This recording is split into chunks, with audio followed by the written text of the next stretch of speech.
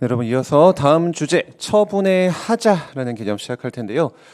전반적으로 오늘 주제는 어제보다는 조금 헤비한 느낌 드실 거예요. 아무래도 조금 더 난이도 있는 주제들을 살펴보고 있는데 그래도 최대한 좀 이렇게 쉬운 사례로 여러분이 좀 행정법에 친근하게 접근하실 수 있게 노력해 보겠습니다. 절대 친근할 수 없는 과목이기도 하지만 자, 이번엔 또 어떤 사례가 있을까요? 사례 8번 가볼게요.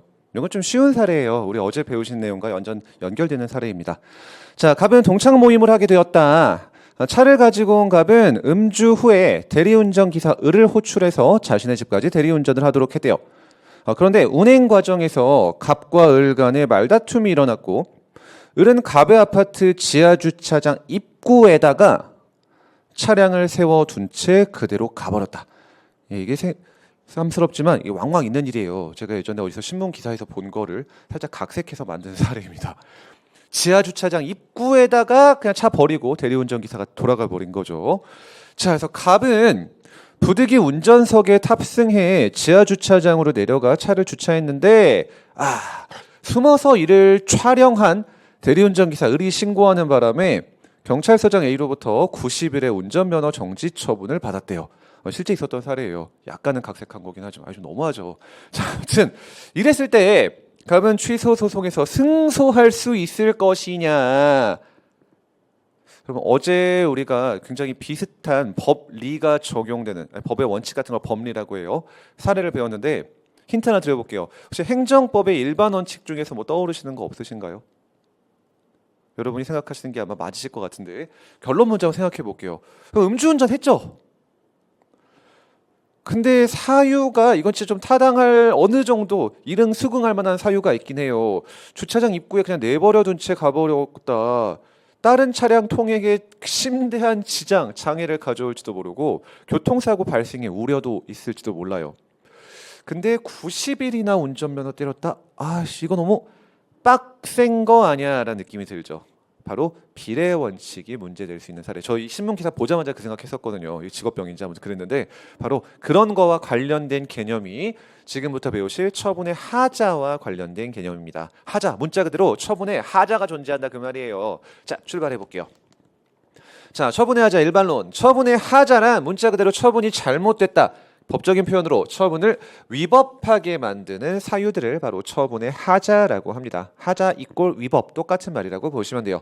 결국 하자 있는 처분은 똑같은 말이 위법한 처분이 되고 항고 소송을 통해 취소 소송을 통해 날려버리거나 또는 무효인 걸로 확인할 수가 있는데 자, 중요한 법률 용어 개념 하나 이제 배우실게요.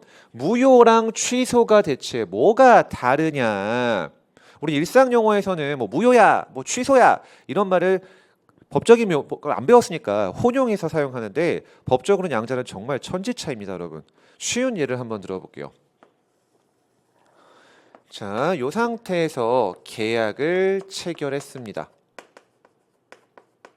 일단 민사 사례로 한번 들어볼게요. 행정법 사례 말고 민사 사례요. 쉽게. 그리고 지금이 현 시점이에요. 자, 근데 요 계약 체결과 관련해서 1번 사례는 만취 상태였다. 아예 인사불성 돼가지고 내가 뭘 계약했는지조차 기억조차 못한다 라는 상황. 두 번째, 미성년자였다.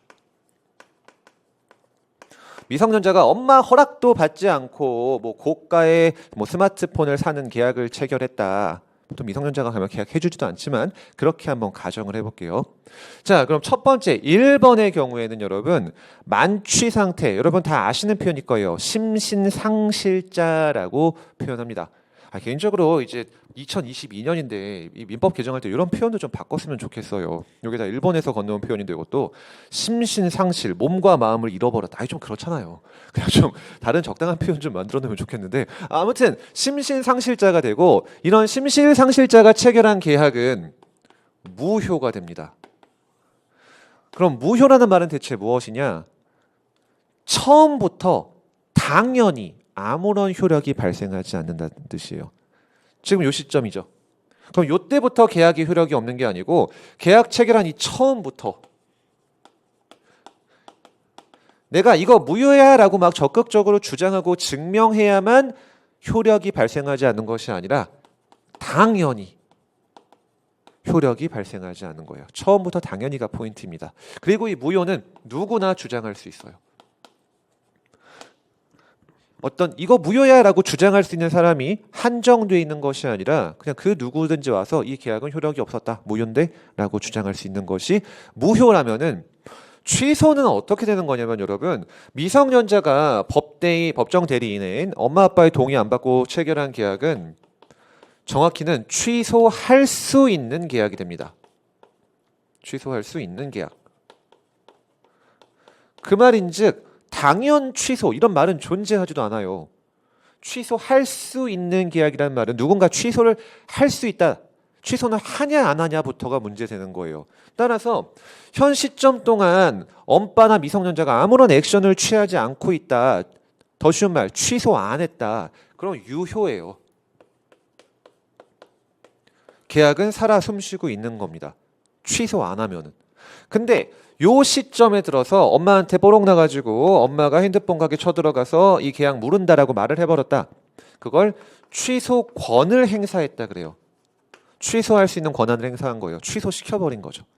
그럼 어떻게 되냐면은 요때부터 계약이 무효가 되는 게 아니라 계약 체결한 처음으로 빽 해가지고 이거를 법적인 표현으로 소급한다 그래요.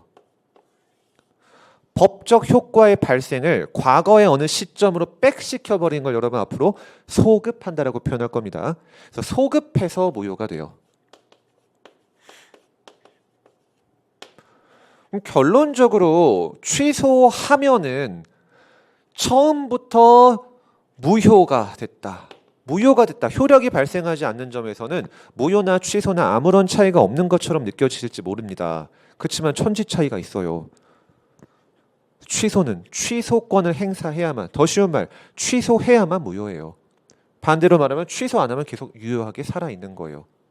따라서 처음부터 당연히 효력이 없는 것이 아니라 취소해야만 비로소 무효가 되는 거고, 그 취소도 누구나 아무나 할 수 있는 것이 아니라 only 취소권자만이 취소할 수 있습니다. 이게 바로 무효와 취소의 너무 큰 차이예요. 자, 그럼 이 개념을 행정법 영역으로 한번 옮겨보면 여러분, 판서를 좀 옆에다 다시 한번 해볼게요.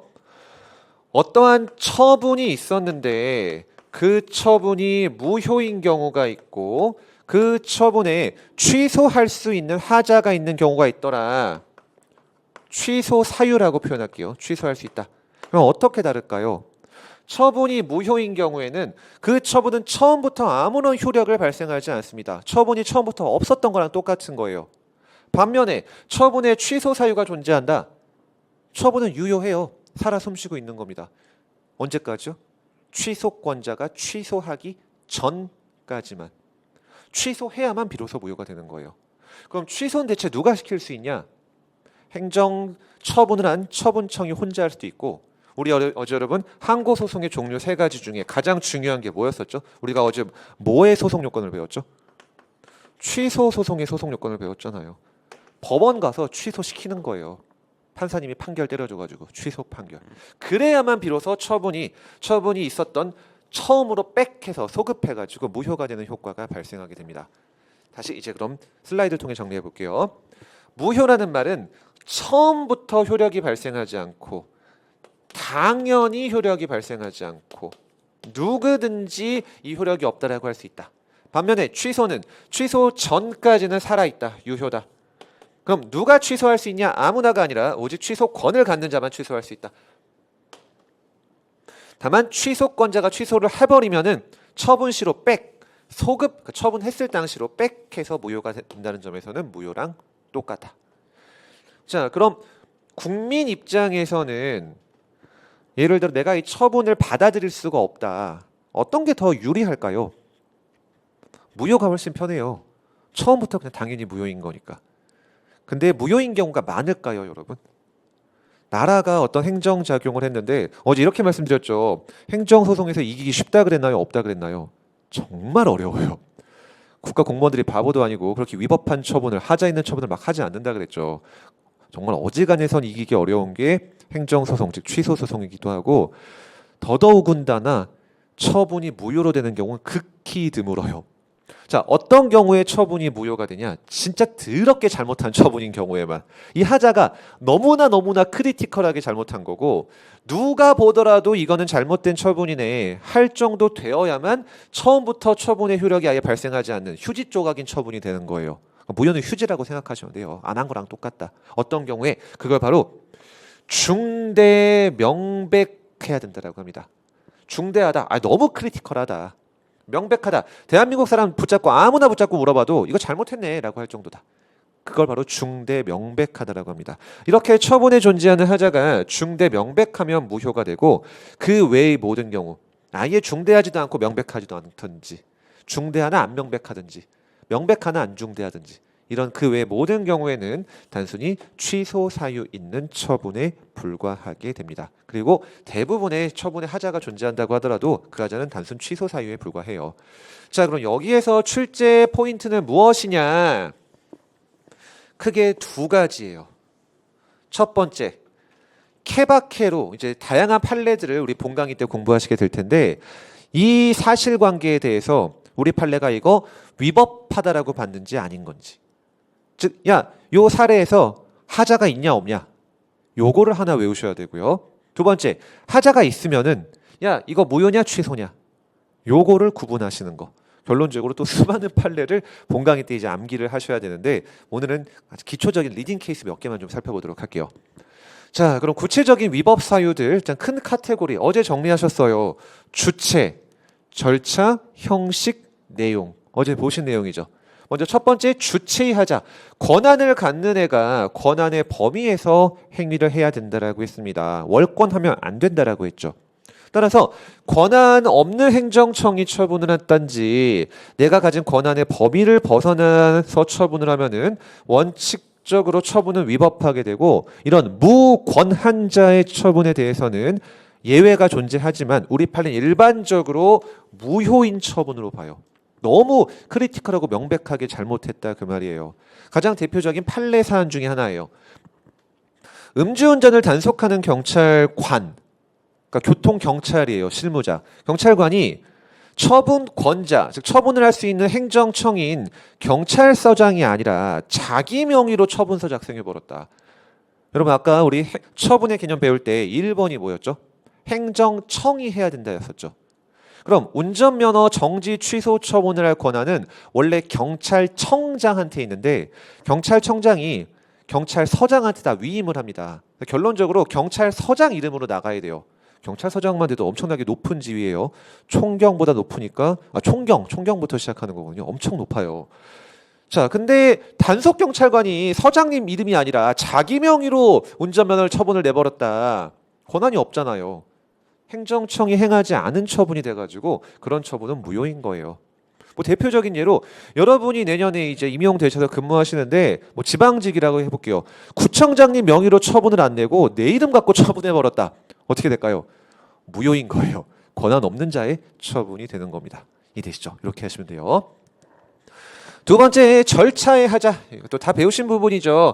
우리 행정법에서는 적법 절차의 원칙이라는 헌법적 원리에 따라서 행정절차법이란 법을 마련했다라고 했습니다. 이 법에서는 처분을 하기 위해 필요한 다양한 절차적 사항을 규정하고 있다라고 말씀드렸고 어제 다양한 예시를 말씀드렸죠. 갑자기 느닷없이 어느 날 집에 전화 와가지고 내일부터 영업정지예요. 이딴 거 없다 그랬죠. 해명할 기회도 주고 미리 알려주고 문서로 보내주고 막 이런다 그랬잖아요. 이런 절차에 위반한 경우 당연히 처분은 위법하게 되는데 일반적으로 절차 하자의 경우 우리 판례는 취소 사유에 해당하는 하자가 있는 거로 봅니다. 중대 명백하지는 않은 걸로 봐요. 내용의 하자가 아니기 때문에. 뭐 예를 들어서 영업 정지 처분 같은 국민의 권리의무를 제한하는 처분을 할 때는 미리 알려주는 사전에 통지하는 절차와 너의 억울한 사정을 들어주는 소명할 기회를 주는 의견 청취, 의견을 듣는 절차를 거쳐야 하는데 그런 거 안 거치고 그냥 영업정지 때렸다 위법하게 되고 취소 사유가 존재하게 됩니다. 즉 취소 소송 걸 수 있다 그 말이에요. 세 번째, 형식의 하자.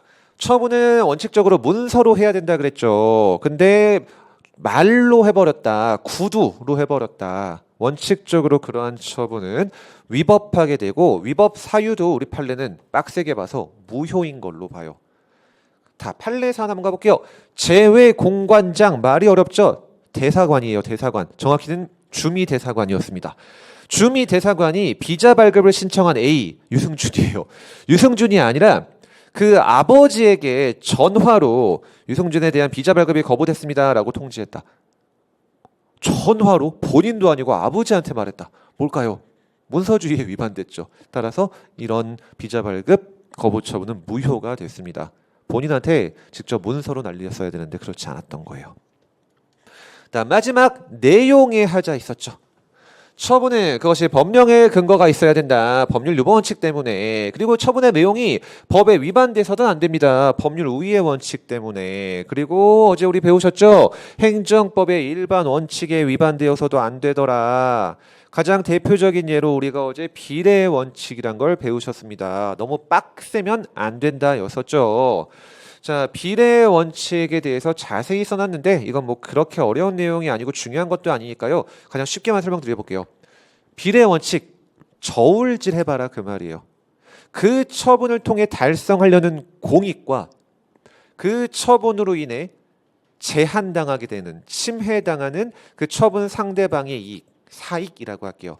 그 공익과 사익을 저울질 해가지고 공익이 더 무겁거나 최소한 사익과 같은 경우에만 그러한 처분이 허용되고 공익은 요만큼밖에 달성 안 되는데 그 처분으로 인해서 그 개인이 이만큼의 피해를 입어버리더라.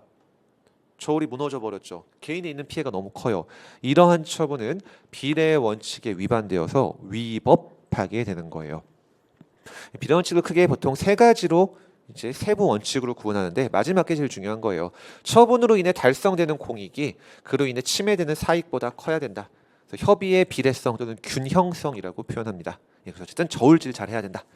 자, 그럼 해당 비례 원칙을 바탕으로 사례 8번을 한번 살펴보면은 자, 갑이 승소하기 위해서는 A의 운전면허 정지 처분을 위법하게 만드는 사유, 똑같은 말 처분의 하자가 존재해야 된다.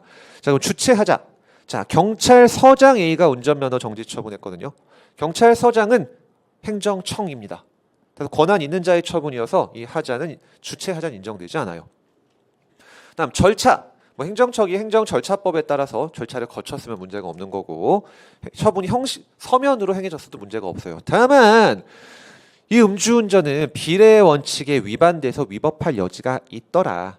물론 이건 실제로 이런 결론이 있었던 건 아니에요. 그냥 제가 만든 가상의 사례고 저 차를 버리고 갈 수도 없고 그럼 그 상황에서 대리기사를 다시 불렀어야 되냐? 뭐 그게 제일 정답이긴 하지만 그래도 90일까지 때리는 건 좀 너무 심하지 않았나? 이거 제 마음대로 그냥 생각해 본 거예요. 뭐 혈중 알코올 농도가 정말 낮았다라고 뭐 여러 가지 그런 가정하고 뭐 음주운전 전과 하나도 없었고 뭐 이랬을 경우에는 이렇게 음주운전으로 면허 정지 세게 때리는 게 뭐 비례 원칙이 위반될 여지도 있겠죠. 그러니까 이런 걸 한번 생각해 보시면 된다라는 정도의 문제였습니다. 자, 다음 주제가 전에 문제 두 개만 풀어볼게요. 조금 전에 보신 거예요. 자, 행정절차법상 문서주의에 위반해서 행해진 행정처분은 무효다. 진짜 방금 전에 보신 거죠. 말로 했다. 뭐죠? 무효다. 이렇게 출제가 돼요. 다음 2번. 행정청이 청문을 거쳐야 하는 처분을 하면서 청문 절차를 거치지 않았다. 아직 청문이 뭔지는 모르겠지만 절차를 거치지 않았대요. 행정절차법을 위반했다 그 말이에요. 자, 그때 그 처분은 위법하지만 당연 무효는 아니다. 위법하지만 무효는 아니다라는 말은 취소 사유가 있다는 말과 똑같은 말이에요. 위법하면은 무효 아니면 취소인데 무효가 아니라고 하고 있으니까 취소할 수 있는 처분이다 그 말이거든요. 맞나요? 절차하자 뭐라 그랬죠? 내용에 문제가 없으니까 우리 판례는 위법하지만 취소 사유 정도로 본다라고 했죠. 따라서 맞아요. 이렇게 출제가 이루어집니다.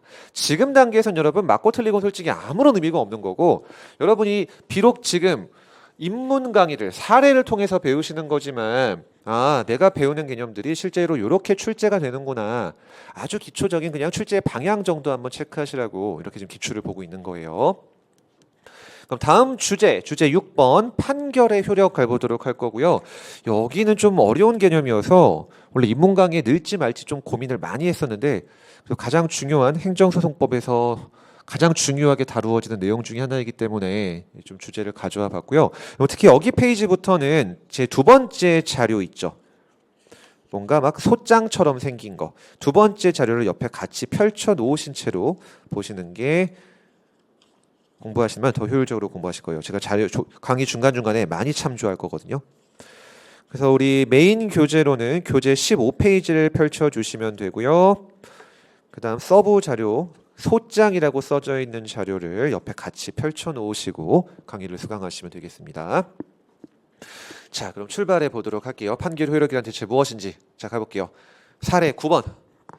서울시 Z아파트 단지는 2016년부터 재건축을 진행해서 현재 총 25개 동에 이르는 아파트 건축을 완료하고, 이거 그냥 제가 완전히 그냥 제 마음대로 만든 사례예요.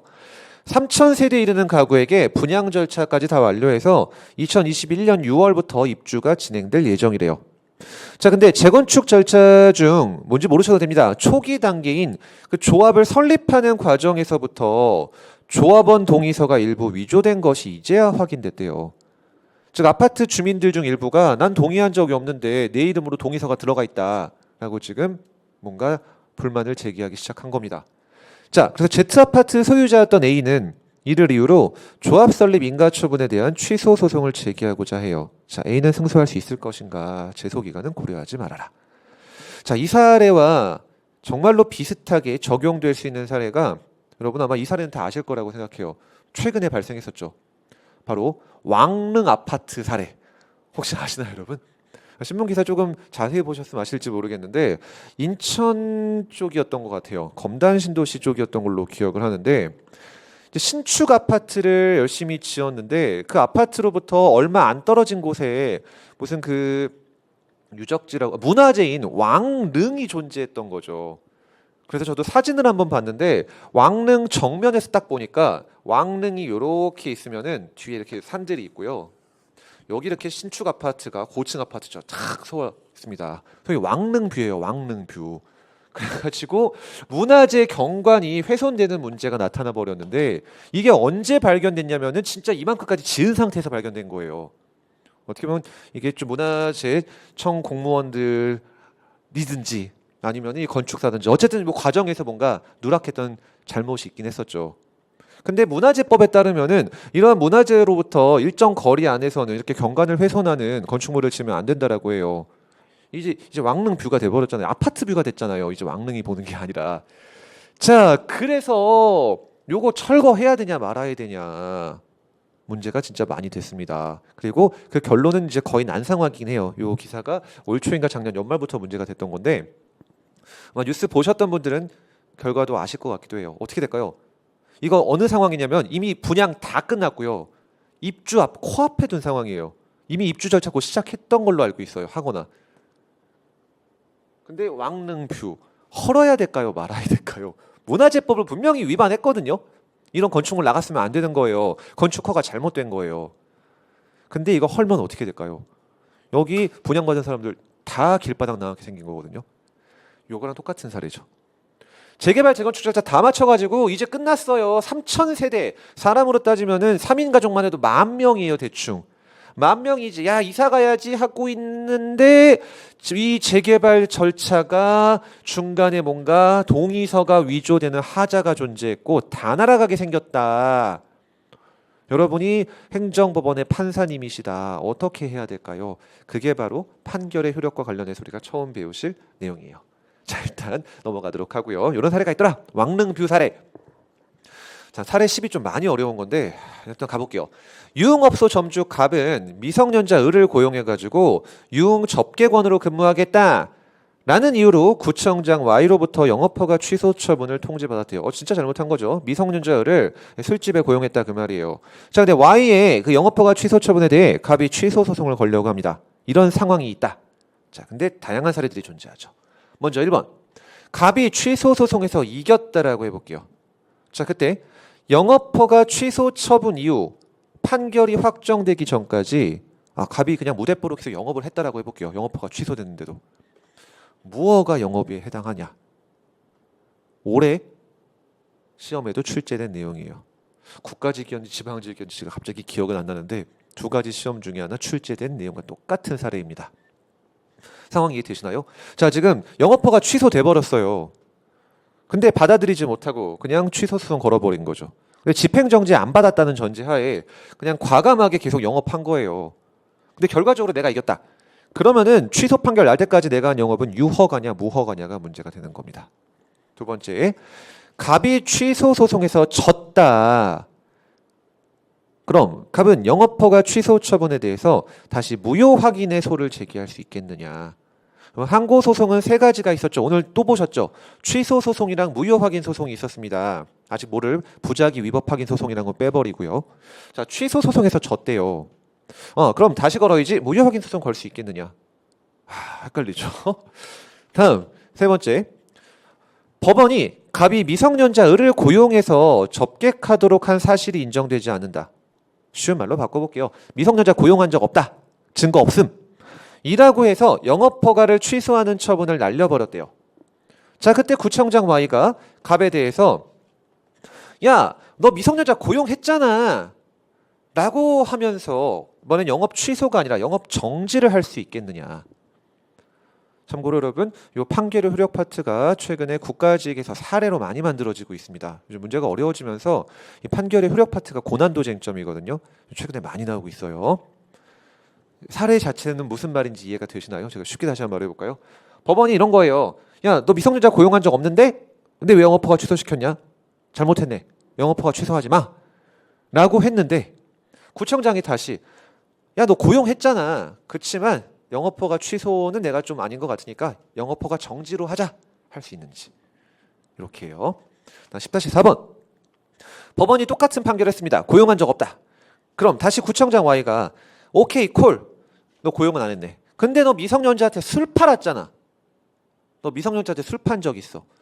이렇게 해서 영업 정진할 수 있을까요? 요게 또 하나. 여러분 어떻게 보면은 이 10-3번과 10-4번은 판결의 효력 중 정말 어려운 효력과 관련된 개념인데 지금 제가 그냥 편하게 말하는 것 속에서 저건 좀 아니지 않나? 저건 될 것 같은데? 이런 느낌이 좀 오시면은 그 느낌대로 따라가시면 돼요. 뭔가 하나는 좀 상식에 반한 이상한 내용이 좀 있는 것 같거든요. 둘 중에 하나는 할 수 없는 건데 아무튼 그 느낌을 한번 잘 지금 생각해 보세요. 마지막 사례. 자, 법원이 야, 행정 절차법에 따라서 너 미리 사전 통지하고 의견 청취를 했어야 되는데 그런 절차를 안 거쳤잖아. 구청장 너 뭐 한 거냐. 행정 절차법 위반했어. 그럼 취소 사유라 그랬죠. 라고 해서 영업허가 취소를 취소해 버렸습니다. 자, 그럼 구청장 Y가 쏘리. 그럼 내가 이제 행정 절차를 거쳐주지. 라고 사전 통지 절차를 다 거친 후에 다시 영업허가 취소할 수 있을까요? 이게 가능하면은 내가 이겨서 아무짝에 쓸모가 없게 되는 거기도 하거든요. 자, 요 5가지.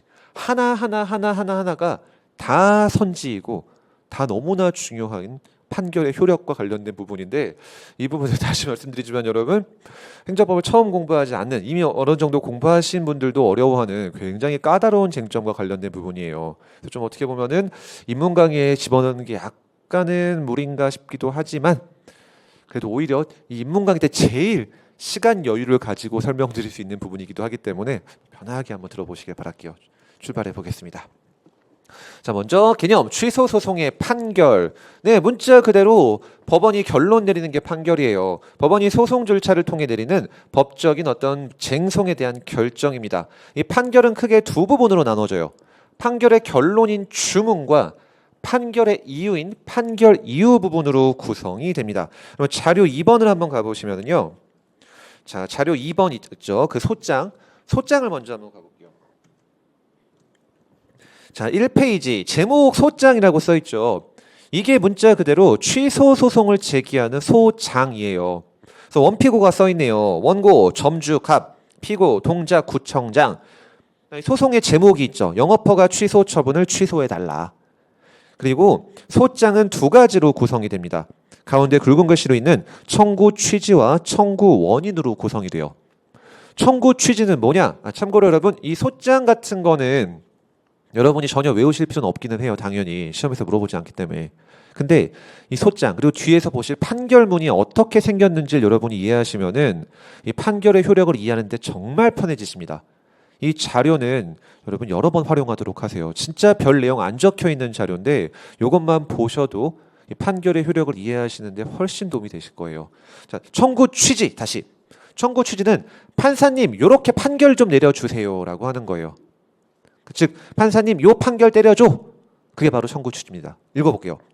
피고가 2022년 5월 14일에 원고에 대해서 한 영업허가 처분을 취소한다. 라고 판결해 주세요 판사님이라고 써있죠. 라는 판결을 구합니다. 결론적으로 5월 14일 날 있었던 영업허가 취소를 취소해달라. 라는 판결을 구한다 그 말이에요. 그럼 다음 밑에 있는 청구 원인은 문자 그대로 왜 판사님 왜 이런 판결을 해줘야 하냐면요. 미주알 고주알 이래서 그래요.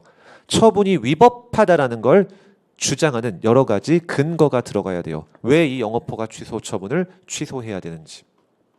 그래서 피고의 처분 사유 A는 위법하다, 모두 위법하다 등등등 이렇게 처분이 위법하다라는 점을 주장 증명하는 내용이 바로 이 청구 원인에 들어가게 됩니다. 자, 그럼 이 청구 취지와 청구 원인이 원고가 판사님한테 이렇게 해달라고 하는 거라 그랬죠. 그럼 이거에 대한 답변이 판결문이에요. 바로 다음 페이지 가보실게요. 답변서 말고 3페이지로 가보실게요. 3페이지. 판결문이라고 적혀 있죠.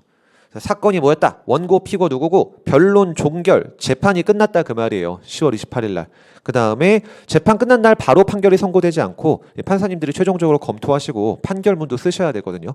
보통 2주에서 길게는 한 몇 주간 소요돼요. 그래서 11월 11일 날 판결이 선고됐고 주문 청구 취지에 대한 답변이에요. 원고가 아까 판사님 이렇게 판결해 주세요라고 했잖아요. 그거에 대한 답을 해주는 겁니다. 피고가 5월 14일 날 원고에 대해서 한 영업허가 취소 처분을 취소한다. 원고가 이긴 거예요. 이게 바로 취소 판결입니다. 그럼 이유 처분은 위법하다. 이렇게 되는 거예요. 이렇게 판결문은 판결의 결론인 주문 취소한다인지 아닌지. 만약 원고가 지면은 정말 심플하게 딱 한 줄 이렇게 들어갑니다. 우리 어제 배우신 내용이요. 원고의 청구를 기각한다. 청구 기각. 원고 졌다는 거였죠. 그렇게 들어가요. 이기면은 지금 보신 것처럼 들어가요. 그게 주문 이유 부분인 판결 이유로 구성이 되고 다음 판결과 관련된 일반적인 내용을 좀 계속 공부해 볼게요. 판결이 선고되는 거는 문자 그대로 우리가 영화 드라마에서 보는 것처럼 법봉 땅땅땅 치면서 판결을 선고한다. 그게 판결 선고예요. 근데 여러분이 구별하셔야 될 개념 판결은 선고됐다고 끝이 아니고 확정되어야만 비로소 진짜 끝난 거예요. 우리나라는 몇 심제 재판 제도를 채택하고 있죠? 3심제. 물론 3심이 아닌 예외적인 경우도 있지만 행정소송은 다 3번 재판을 받을 수 있습니다. 1심, 2심, 3심. 그럼 1심 판결이 선고됐다. 1심만 끝난 거예요. 내가 받아들이지 못하겠으면은 항소해서 2심 올라가고 3심도 올라갈 수 있는 거거든요. 그래서 2심, 3심 올라가기 전까지는 확정됐다는 표현을 안 해요. 그럼 2심, 3심 더 이상 올라갈 수 없게 되는 거. 상소 기간이 다 지나가 버렸다. 2심, 3심 올라가는 걸 합쳐서 상소라고 해요. 그리고 상소 기간은 외우실 필요 없지만 2주예요. 2주. 2주가 지나가 버렸다든지 또는 3심이었던 대법원 판결이 선고됐다. 끝나버렸다. 더 이상 올라갈 재판이 없다. 그럴 때 비로소 판결이 확정되었다라고 합니다. 그래서 판결의 선고와 확정을 구분해서 기억하실게요. 자, 그다음 판결의 종류. 이거는 어제 배우신 부분이니까 진짜 간단하게. 소송 요건을 갖추지 못하면은 시작할 때 썼죠? 부적법 소각화 판결을 때리고요. 소송 요건을 갖춘 경우 이제 처분의 위법성 여부에 판단을 해가지고 원고가 이기면 청구 인용 판결. 방금 주문해서 보시는 것처럼 어떤 처분을 취소한다, 무효임을 확인한다 이런 식으로. 지면은 원고의 청구를 기각한다라는 청구 기각 판결이 내려지게 됩니다. 자, 그럼 첫 번째 출제 포인트 사정 판결이란 것이 있습니다. 사례 9번이었나요? 사례가? 네, 사례 9번의 정답과도 연결되는 건데 읽어볼게요. 처분이 위법하여 처분이 잘못됐다. 그럼 취소해야 되잖아요. 그럼에도 불구하고 처분을 취소했을 때 발생할 공익이 침해되는 것을 예방하기 위하여 부득이 원고를 지게 하는 청구 기각 판결을 하는 것을 바로 사정 판결이라고 합니다. 시험에 정말 자주 출제되는 건데 여기는 조문이 많이 출제돼요. 그러면 행소법 28조가 우리 교재 16페이지의 맨 윗부분에 있는데요. 교재 16페이지를 한번 가보실게요. 교재 16페이지. 맨 위에 다 사정 판결 두 번째 꼭지에 행소법 28조 있죠. 읽어볼게요. 원고의 청구가 이유 있다. 여러분 청구가 이유 있다. 원고가 맞았다. 원고 승소다. 처분이 위법하다. 똑같은 말이에요. 원고의 청구가 이유 있다라고 인정하는 경우에도 처분을 취소하는 것이 현저히 공공복리에 적합하지 않다. 한마디로 이거 취소했다가는 공익이 너무 헤쳐지겠다. 그럴 때 어떻게 한다라고 했나요? 법원은 원고의 청구를 기각할 수 있다. 즉 원고 패소 판결 때릴 수 있다 그 말이에요. 결국 요건을 분석해 보면은 원고의 청구가 이유 있다. 똑같은 말 처분이 위법해야 된다. 두 번째, 처분을 취소하는 것이 조금 문제되는 정도가 아니라 현저하게 공공복리에 적합하지 않는다. 그럼 어떻게 해야 되냐? 법원은 야 원고 쏘리. 분명히 네가 억울한 위법한 처분을 받은 것은 맞는데 이거 네 청구 인용해줬다가는 나라가 개박살 날 것 같아. 공익이 너무 심각하게 침해될 테니까 네가 그냥 참아라 하고 하는 청구 기각 판결을 하게 됩니다. 다만 이런 경우에 어떻게 더 해줘야 되냐? 조문 뒤에 부분 읽어볼게요. 이 경우 법원은 그 판결의 주문에서 그 처분이 위법함을 명시해야 된다. 명확히 나타내라 이 말이죠. 이 처분 잘못됐다는 거를. 왜 그러냐면은 그냥 원고의 청구를 기각한다라고만 써 있으면은 처분이 적법한 걸로 보이나요? 위법한 걸로 보이나요? 처분이 문제 없는 것처럼 보이죠. 그냥 원고의 청구를 기각한다 이러면은 원고가 틀렸다. 처분 문제 없어 이렇게 보이잖아요. 근데 사정 판결은 아니에요. 처분이 잘못된 거예요. 그렇지만 여러 공익적 사정 때문에 원고를 지게 하는 거기 때문에 비록 원고 넌 졌지만 처분이 위법하다는 걸 명확히 표현할 필요가 있는 겁니다. 그래서 판결의 결론인 주문에다가 처분이 위법함을 못을 박아라 그 말이에요. 그게 바로 여러분 자료 2번에 4페이지에 있는 내용이에요. 자료 2번 4페이지를 가보시면요. 자, 그게 바로 사정 판결의 판결문 기재례가 됩니다. 주문을 읽어볼게요. 원고의 청구를 기각한다. 원고 졌음. 똑같죠. 근데 2번. 다만 피고가 5월 14일 날 원고에 대해서 한 영업허가 취소 처분은 위법하다.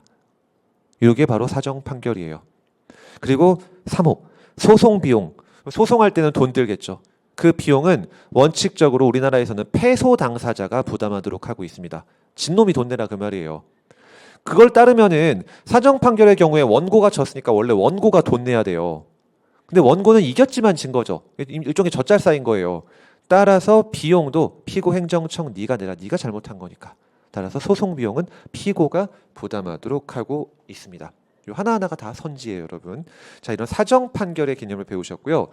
자, 그러면은 일단 우리 왕릉뷰 사건의 느낌이 좀 오실 거예요. 결론이 어떻게 날지 아마. 그거 때려 부시면은 좀 느낌이 오시죠? 자, 좀만 더 가볼게요.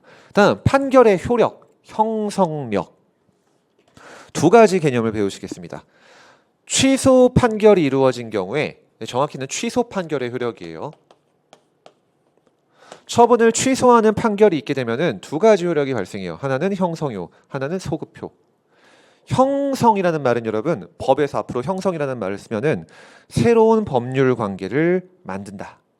그 자체만으로 법적 효과가 발생한다. 그 뜻이에요. 그 자체만으로 법적인 효과가 발생됨 그게 형성효입니다. 즉 취소 판결이 확정되면은 그 자체만으로 처분이 취소되는 처분의 효력이 무효가 되어 소멸되는 효과가 발생하게 돼요. 예를 들어서 영업허가 취소 처분을 법원에서 취소해버리면은 그에 따라 피고 행정청이 따로 내가 졌네. 오케이. 너한테 영업허가 취소한 걸 내가 취소해줄게. 라고 별도로 액션을 취해서 그 영업허가 취소를 다시 취소하지 않더라도 법원의 취소 판결이 확정된과 동시에 처분의 효력은 당연히 소멸되게 됩니다. 그걸 형성효. 그 자체로 법적 효과를 만들어내는 힘이라고 해요. 다음 두 번째. 소급효. 이건 아시겠죠? 소급효 뭘까요? 우리 아까 취소 공부할 때 하셨잖아요. 앞으로 백 하는 거. 즉 취소 판결이 확정되면은 그 효과는 판결이 있은 때로부터 발생하는 것이 아니라 처분 시로 빽해 가지고 발생하게 돼요. 그러면 또 한번 그림을 그려볼까요, 여러분? 10-1번의 결론이기도 하고 올해 22년도에 출제된 내용이라고 했었죠. 자, 요때 영업 허가를 받았습니다. 그래서 장사 잘 하고 있었는데 요때 영업 허가를 취소하는 처분이 있었어요. 그럼 허가가 취소됐으니까 더 이상 원래 장사했으면 안 되죠. 그럼에도 불구하고 요 기간 동안 계속 영업을 했어요. 근데 요때 이 영업허가 취소 처분을 취소하는 취소 판결이 확정됐습니다. 자, 그럼 지금 배우신 형성효랑 소급효를 한번 집어넣어 볼게요, 여러분. 이 영업허가 취소 처분의 효력은 언제부터, 아니 어떻게 해야 소멸되나요? 취소 판결 확정되면 당연히 소멸되나요? 아니면 그 이후에 행정청이 쏘리 내가 이제 이거 없던 걸로 해줄게라고 액션을 취해야 소멸되나요? 바로 형성효, 전자. 취소 판결이 확정되는 순간 이 영업허가 취소 처분은 없는 게 돼요. 언제부터 없는 게 되죠? 판결이 확정된 이때부터인가요? 아니면 처분을 했던 요때부터 소급해서 없어지나요? 바로 소급효. 요때부터 소급해가지고 결론적으로 취소 판결의 대상이 된 요 처분은 처음부터 없었던 것이 돼요. 이 그래프, 이 표에서 요걸 지워버리시면 되는 거예요. 없었던 거예요, 처음부터. 그럼 여러분, 요 기간 동안 내가 영업한 거는 무허가인가요? 유허가인가요? 너무 간단하죠. 유허가죠. 허가가 있잖아요. 너 취소 당한 적도 없는 거예요. 따라서 이 기간 동안의 영업은 유허가 영업이 되는 거예요. 이게 10-1번의 결론이에요. 바로 취소 판결의 형성효와 소급효 때문에 내가 취소 처분 이후에 취소 판결이 있을 때까지 비록 개기면서 영업을 이어갔을지라도 무허가 영업에 해당하지 않게 되는 것입니다. 그리고 조금 더 복잡한 얘기지만 그 취소된 처분을 기초로 해가지고 줄줄이 어떤 처분이 더 있었다라고 하더라도 싹 다 날아가게 되는 거예요. 예를 들어서 재개발 같은 경우는 여러분 굉장히 많은 절차를 거쳐서 이루어지게 됩니다. 재개발 재건축이 뭐 뚝딱 이루어질 리가 없죠. 그 과정에서 이루어지는 처분만 해도 수십 개인데 저기 수십 개까지는 아니고 굉장히 다양한데 자 어쨌든 그 출발이 조합 설립 인가였다고 해볼게요. 오늘 특허라고 그냥 짤막하게 그냥 한마디 던진 말씀드린 내용 중에 하나인데 자 재개발 재건축 조합이 설립되면서 어떤 재건축 조합 과정이 시작됩니다.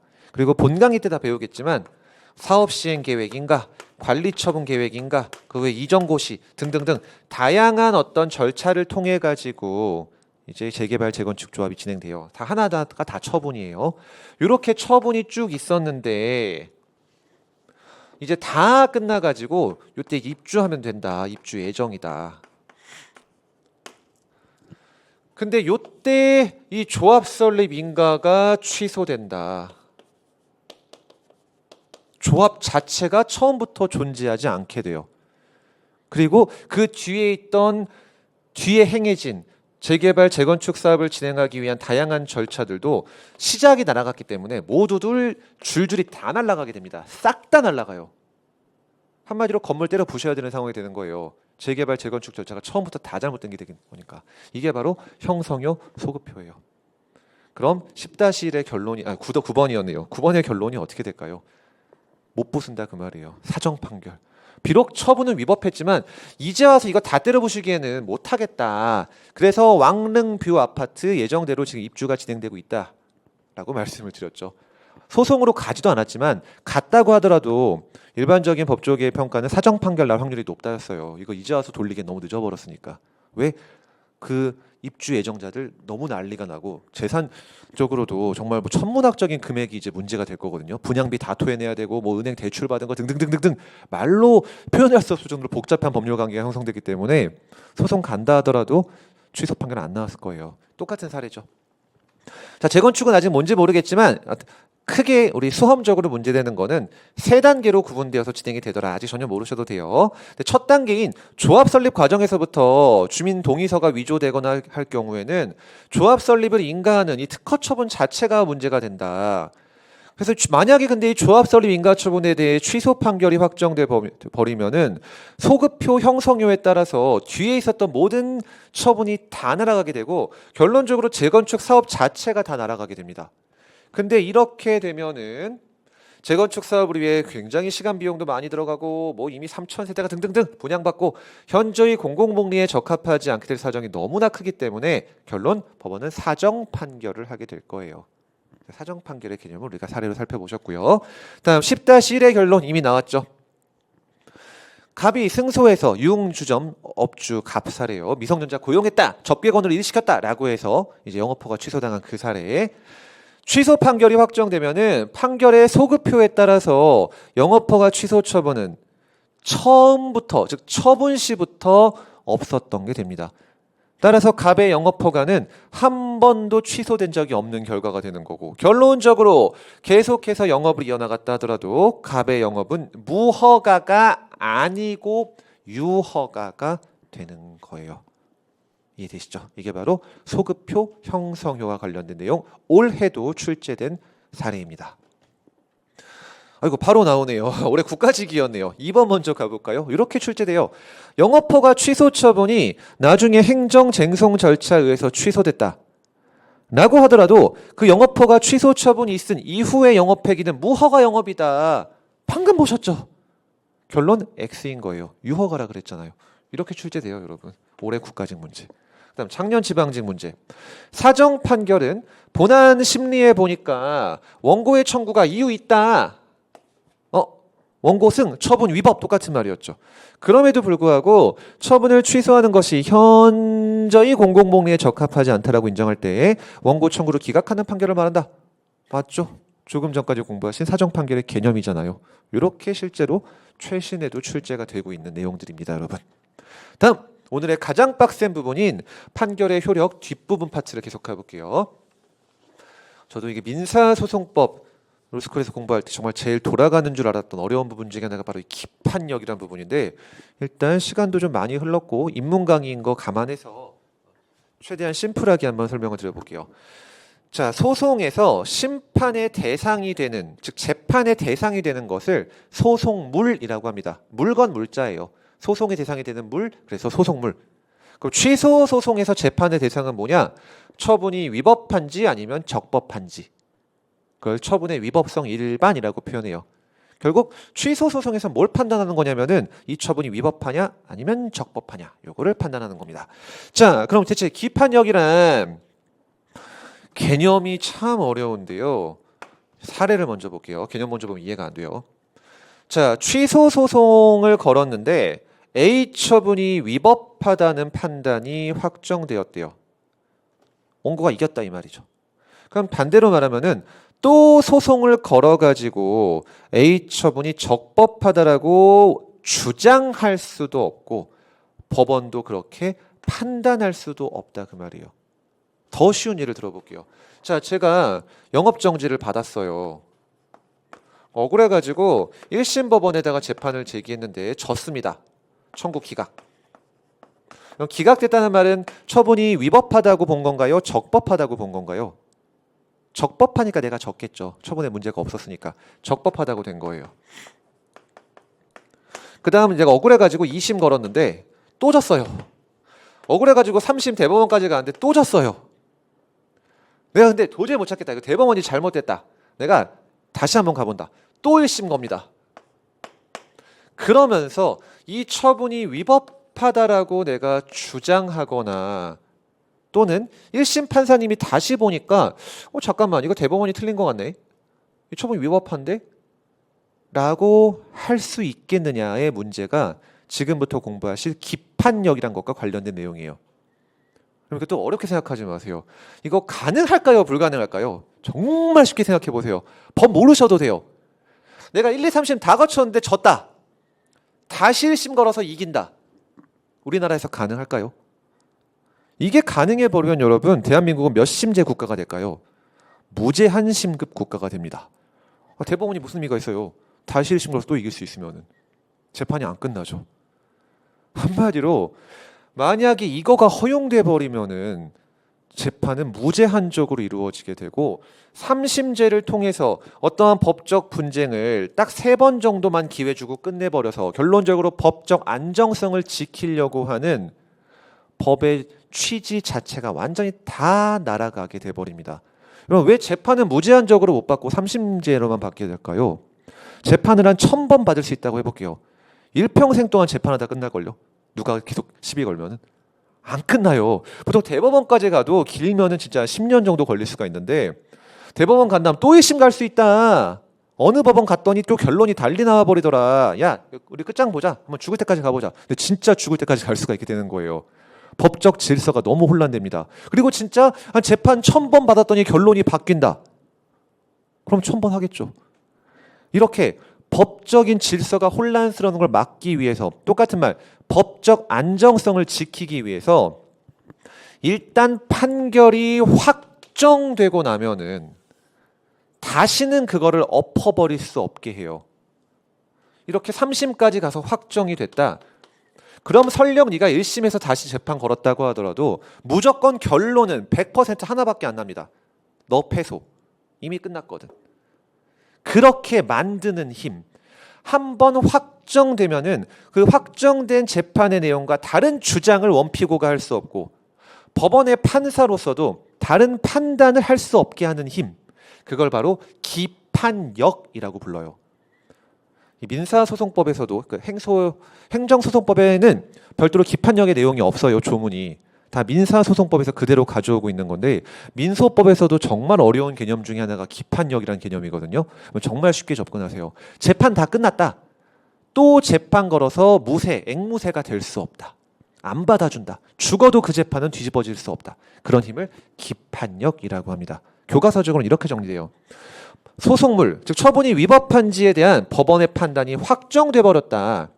그럼 똑같은 소송물, 더 쉬운 표현, 똑같은 처분이 위법한지에 대한 소송 절차에서 원피고는 그와 반대되는 주장할 수 없고, 즉 한번 적법하다고 청구기각 나버렸으면은 원고는 더 이상 위법하다고 주장할 수 없고, 법원도 전소 확정 판결과 모순되는 판단을 하지 못하게 하는 힘을 기판력이라고 하는 거예요.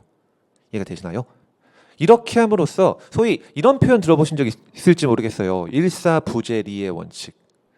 한 번 끝나면은 다시 걸지 말아라는 힘이 바로 일사부재리의 원칙이에요. 법적 안정성을 위한 겁니다. 재판 절차가 무제한으로 이끌려지고 또는 어느 순간 결론이 뒤집어져 가지고 법적 질서가 혼란스러워지는 것을 막기 위해 존재하는 판결의 효력 또는 판결에 관련된 원칙이 되는 거예요. 그리고 이 기판력은 오직 소송물, 즉 판결 주문에 포함된 사항에 미칩니다. 여러분 우리 자료에서 주문을 다시 한번 가보실게요. 그 판결문 자료 있었죠. 자료 3페이지. 자료 3페이지를 가보시면은 주문의 1항 다시 읽어볼게요. 피고가 2022년 5월 14일 날 원고에 대하여 한 영업허가 취소 처분을 취소한다라고 써 있잖아요. 여기에 기판력이란 게 발생해요. 무슨 말이냐? 피고 동작구청장이 2022년 5월 14일 날 원고 유흥업소 점주 A한테 영업허가 취소 처분을 한 것은 위법하다. 취소한다니까 위법한다는 거죠. 거기에 대해서 기판력이 발생합니다. 앞으로는 그 누구도 다시 소송 걸어서 야, 이날 했었던 이 처분 적법하다니까 주장 못해요. 설령 주장한다 하더라도 법원은 안 받아줘요. 무조건 위법하다고 받아줄 거예요. 왜냐? 이 주문에 포함된 이 내용에 바로 기판력이라는 힘이 발생해서 그래요. 그래서 이거 그냥 주문에 포함된 내용에 대해서만 기판력이 발생한다. 이렇게 보통 교과서에 써 있는데 진짜 잘 이해가 안 돼요. 이 자료를 활용해서 꼭 같이 사례로 이해하시도록 할게요, 여러분. 자, 그럼 사례 2번의 결론을 다시 가볼게요, 여러분. 사례 2번을 다시 한번 가보시면은 좀 앞으로 돌아가 볼게요. 사례 2번이 뭐였냐면은 갑이 취소 소송에서 졌어요. 패소 확정됐다라고 해볼게요. 자, 패소에서 확정됐다는 말은 처분이 적법하다, 위법하다? 적법하다. 처분의 적법성에 대해서 기판력이 발생합니다. 자, 그럼 갑이 다시 무효 확인 소송을 걸었대요. 그럼 무효 확인 소송. 처분이 위법하다고 주장하는 건가요? 적법하다고 주장하는 건가요? 당연히 위법하다고 주장하는 거죠. 처분이 위법하다. 심지어 중대 명백하게 위법하다라고 주장하는 거예요. 이런 재판이 허용될까요? 이런 소송이 안 되는 거예요. 이미 처분은 적법하다라고 확정돼서 끝나버린 거예요. 설령소를 걸었다고 하더라도 결론은 무조건 청구 기각이에요. 이게 바로 기판력이고 요 내용도 최근에 국가직에서 2년에 걸쳐 가지고 사례로 출제가 되고 있는 내용이기도 합니다. 최근에 판결의 효력이 출제 교수님들께서 굉장히 좋아하시는 부분이에요. 그래서 사례 2의 결론 어딨나요? 사례 2의 결론. 갑이 패소해서 청구 기각 판결이 확정되면은 판결 주문의 내용인 처분은 적법했다라는 점에 대해서 기판력이 발생하게 됩니다. 따라서 이후 갑은 똑같은 처분에 대해서 무효 확인 소송을 제기했다라고 하더라도 갑은 이 처분이 위법하다라고 주장을 더 이상 할 수 없고 법원 또한 더 이상 위법하다라고 판단할 수가 없어요. 무조건 적법한 거예요. 따라서 결과적으로 갑은 더 이상 이 처분을 다툴 수 없게 되는 겁니다. 그래서 동일한 소송물을 대상으로 다시 소송 거는 걸 막는 힘이 바로 기판력이다. 이렇게 표현되기도 해요. 자, 그럼 판결의 효력 중 가장 어려운 게 이제 기속력이라는 마지막 남은 효력이 하나 더 있는데요. 조금 어려운 내용이 많이 담겨 있는데 시간이 좀 많이 가서 잠시만 쉬었다가 이 기속력 쟁점과 나머지 마지막 주제 같이 살펴보도록 할게요.